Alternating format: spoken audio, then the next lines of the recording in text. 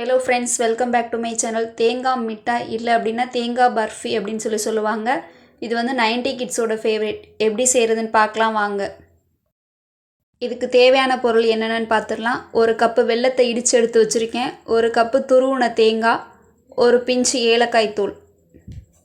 இப்போ stove on பண்ணிவிட்டு கடாய் வச்சுக்கோங்க. கடாய் சூடானதுக்கப்புறம் நம்ம இடித்து வச்சுருந்த வெல்லத்தை இதோடு ஆட் பண்ணிக்கோங்க.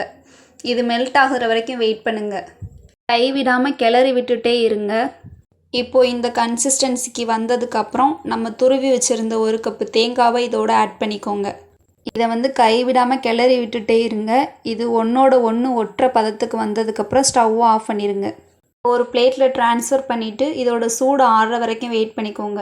இப்போ உருண்டையாக பிடிச்சு எடுத்து இதை வந்து லைட்டாக ப்ரெஸ் பண்ணி விட்டு ஒரு வாட்டர் பாட்டில் மூடி எடுத்து அந்த உருண்டைக்கு மேலே வச்சு லைட்டாக ப்ரெஸ் பண்ணி எடுத்தீங்க அப்படின்னா கடையில் கிடைக்கிற மாதிரியே தேங்காய் பர்ஃபி ரெடி. இதை சாப்பிட்டு பாருங்கள், அவ்வளோ ருசியாக இருக்கும். வீடியோ பிடிச்சிருந்தால் லைக் பண்ணுங்கள், ஷேர் பண்ணுங்கள். இந்த மாதிரியான யூஸ்ஃபுல்லான வீடியோ உங்களுக்கு வேணும் அப்படின்னு நினச்சிங்கன்னா நம்ம சேனலை சப்ஸ்கிரைப் பண்ணுங்கள். தேங்க்யூ.